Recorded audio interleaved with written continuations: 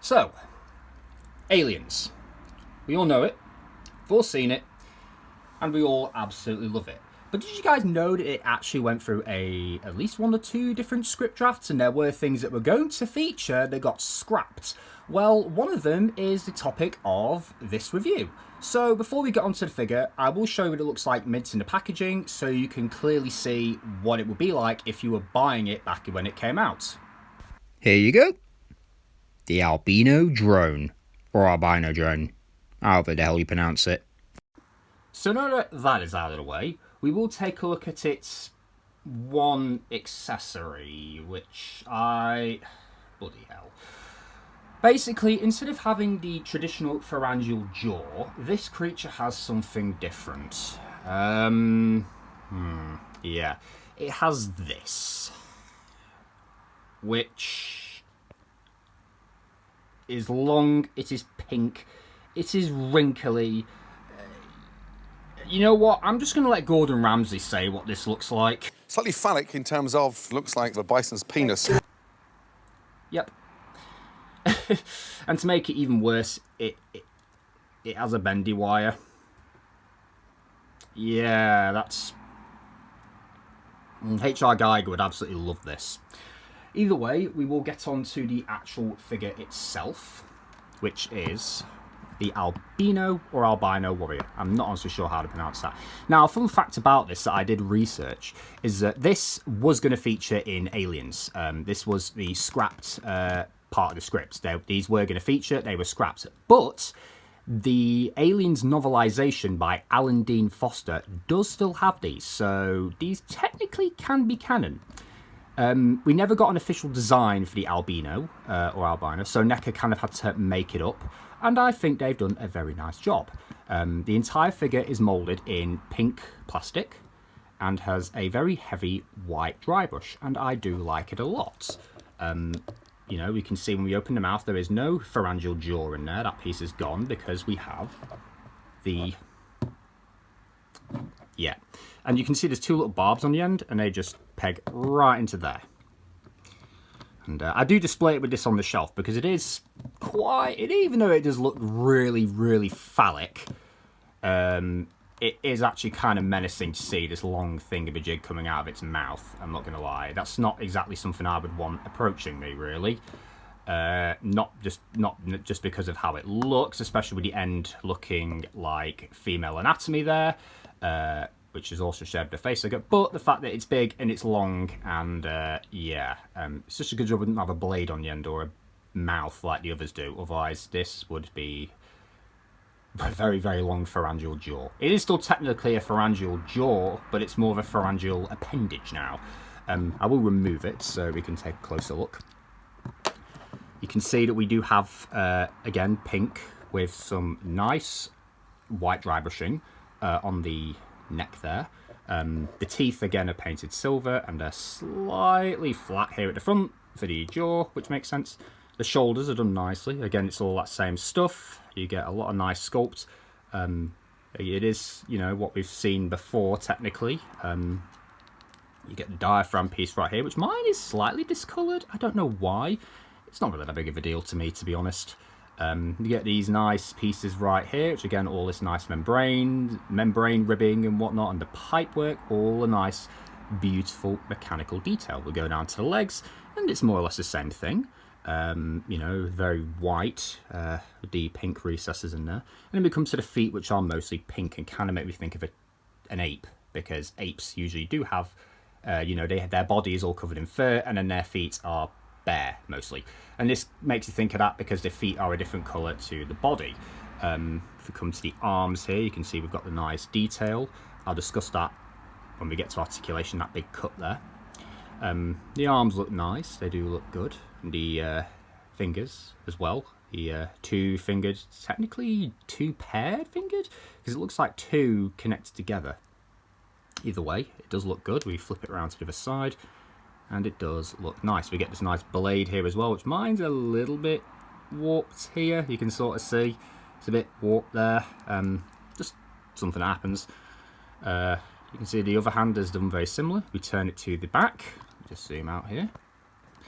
And You see if I move the head out the way, we do get the continuous details. I'll pull this piece out.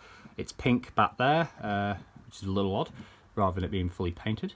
You can see the nice spinal detail going down the back. We have the 4 dorsal tubes, and we've got this piece, which is done more or less the same type of paint job. Coming around to the back, we have the sculpt, and then we have the tail, which we've all seen a tail like this before. It's a very, very good sculpt.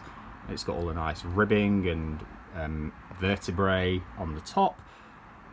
It does look very nice, and it ends in a sharp little blade.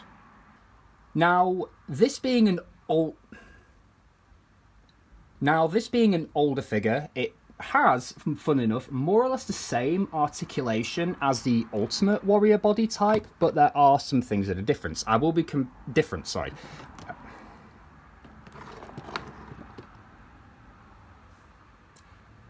Now, for articulation, despite this being the ultimate body and this being an older body type, they are both very similar. There's just a few things here that this one doesn't have and a few things that make it different. Obviously, as we discussed, the pharyngeal appendage is on a bendy wire, so you can do whatever you want with that and peg it into the mouth.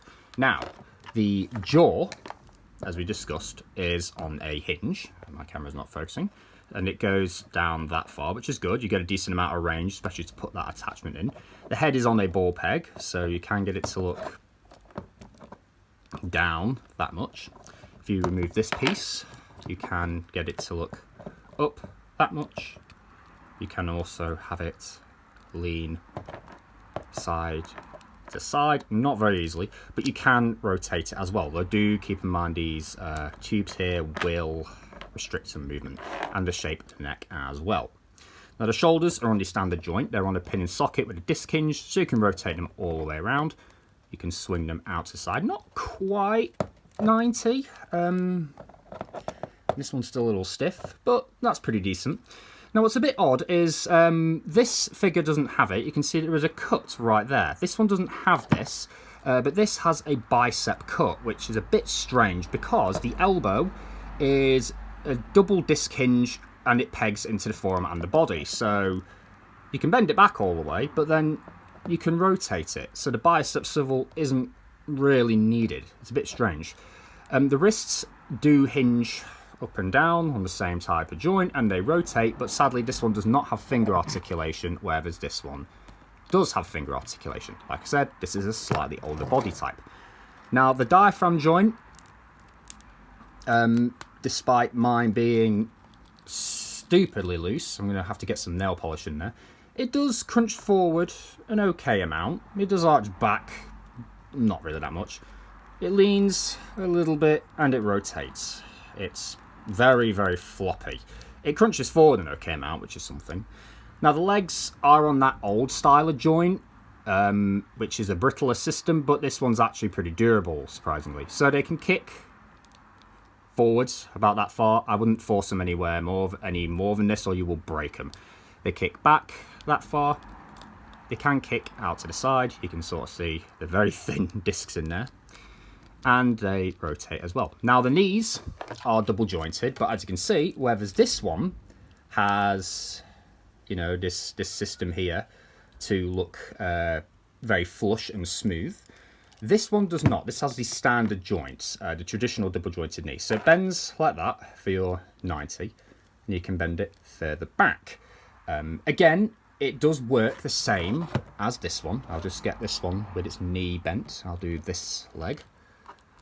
So you can see that, you know, they function the same, but this one just looks a little graceful, except for glue stains where I've timed it up.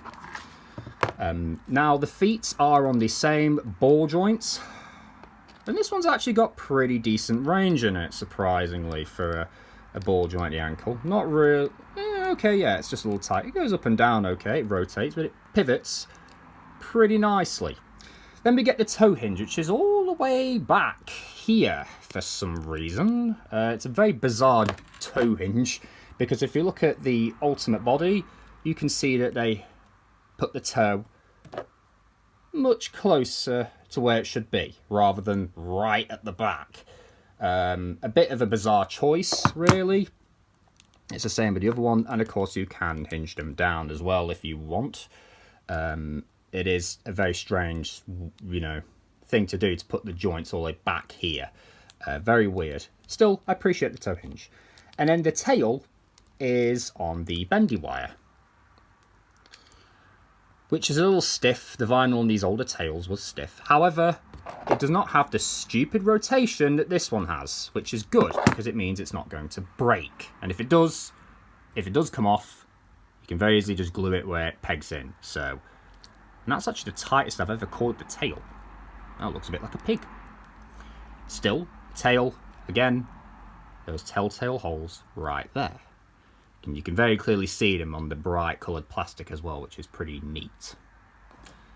And here we have the Albino Xenomorph compared to my knockoff Ultimate Blue Aliens Warrior, the Scorpion Alien, the Kenner homage one, the Concept Warrior that came in the 2-pack with Burke, and Ultimate Big Chap. These all here have pretty much the same body sculpts, but as you can see, things are different. Such as, there's some subtle differences in the parts and the way they're tooled, but they more or less have the same details. Big Chap having different arms, of course, and different feet, but, more or less they are very similar, as the Alien Warriors are actually, really, from a bit of research I've just done, they're actually not warriors at all. That's just what James Cameron called them. These are all drones. They are all alien drones. This is just a variant, like the head, and Big Chap's a domed variant. So they're all drones, essentially. And when James Cameron was making Aliens, he wanted his drones to look very close to the Big Chap. In fact, he was wanting them all to look like Big Chap, hence why this one here, the concept one, has the head that's the same. But it, as you can see, has been changed to a different head. So I just thought I'd show it off and throw that fun fact in there, because it's quite interesting, I think. Okay, so before we get on to the photo montage, I do want to mention one quick thing, which is about a possible future re-release of this figure, or possibly even an Ultimate style figure, which this is a Concept Warrior. This uses a new body type, and this is the Ultimate Blue Warrior. Yes, it's a KO, but it's a KO of the Ultimate Blue Warrior, so for simplicity's sake, it's the Ultimate Blue Warrior. So essentially, the Albino Warrior is more or less there. It could very easily just take the tooling from these two, which would be, if we look at the upper arms, this one has the bicep cut, so this will be omitted. This shoulder and bicep piece will be omitted for this piece, which is both the upper arm and the shoulder being one single piece. The hands would be changed, so instead of this hand here with the fingers being attached, it would be not even like this one actually. It would be like this one here, where the hand is one piece and the fingers are a separate piece that are hinged. So that's something else. The diaphragm peg would obviously be longer, allowing for more movement. The tail on the ultimate version of the Albino Warrior would also have the swivel because of the way it's tooled. And it would as well have the knees, which would be different. So as we saw with the articulation, this uses the old style of double jointed knee. The ultimate one would obviously use this type of system right here, which looks, more seamless and flush. It would also have better feet as well. As we noticed in the articulation, the toe hinge is very, very far back, whereas here, as you can see, the toe hinge will be more like forward, right at the back of the toes, and would be more effective. As you can see, these bend very high up rather than being where they were, which only bent 45 degrees. So that is obviously how the body will be tooled. And then we come to the accessory. So obviously if this Albino Xenomorph was done as an ultimate, which I really think it should be, it would come with a nice box. I'm using a Big Chap box here as a placeholder. So we have that. Now for accessories, it's pretty easy. You would still get the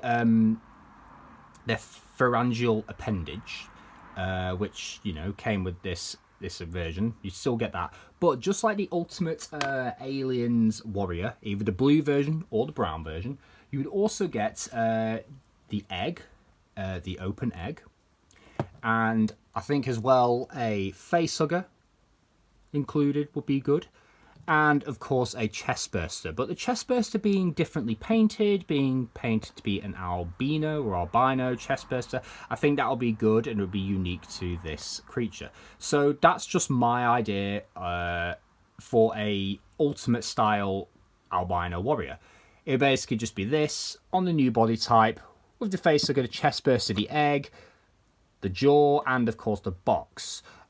Just a little concept that I wanted to throw in as a special thing for this video, because this could do with a re-release. We have had, you know, the blue and brown warriors on this body type in the past, and believe it or not, we also got the blue and brown warriors with battle damage on them, where the blue warrior's head was completely blown open, like it had been blown in the face with a shotgun, and that was on this body type with the bicep cut, the staction hands, and the strange toe hinges. But that, funny enough, did get re-released on this body type.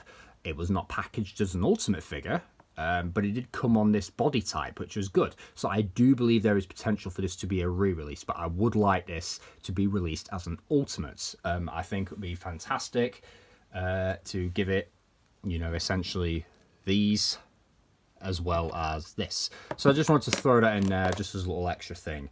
Right. Now let's get on to the final thoughts and the photo montage. And overall, this figure's actually really damn cool. It is a really bloody good figure, to be quite frank, especially as it is on the older body, and I hadn't had any real QC issues with this, except for the diaphragm and the knees being floppy, which I tightened the knees up years ago, but the diaphragm was just a recent thing. In fact, that was so loose I could actually pull it out without breaking anything, which I did, and shoved a load of nail polish remover on the ball and also in the socket, and it's now hardening up and making it a lot easier to pose, and it's stiffer. I like the colouring. I think it's very interesting, especially as we never actually saw the albino drones to begin with. There was never actually a finalized design. It was just something that was written in, that got scrapped and never made it to the development stage. But I really like what Neca did here, reusing their figure and just giving it an albino type paint job and giving it the pharyngeal appendage. I can never look at that thing normally, to be quite frank. It is disgusting. Still, if you guys did enjoy this video, please be sure to like and post a comment. And if you want to keep up to date on other videos, just click the subscription button and also turn on the notifications, and be sure to check out my Instagram as well, where I post these images. And with that, guys, I will see you all in the next video.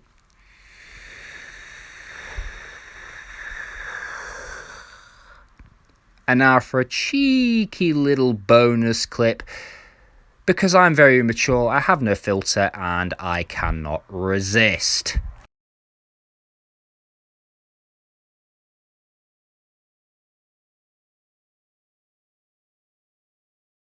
Holy... Look at that! It's like a bison's penis. What is that?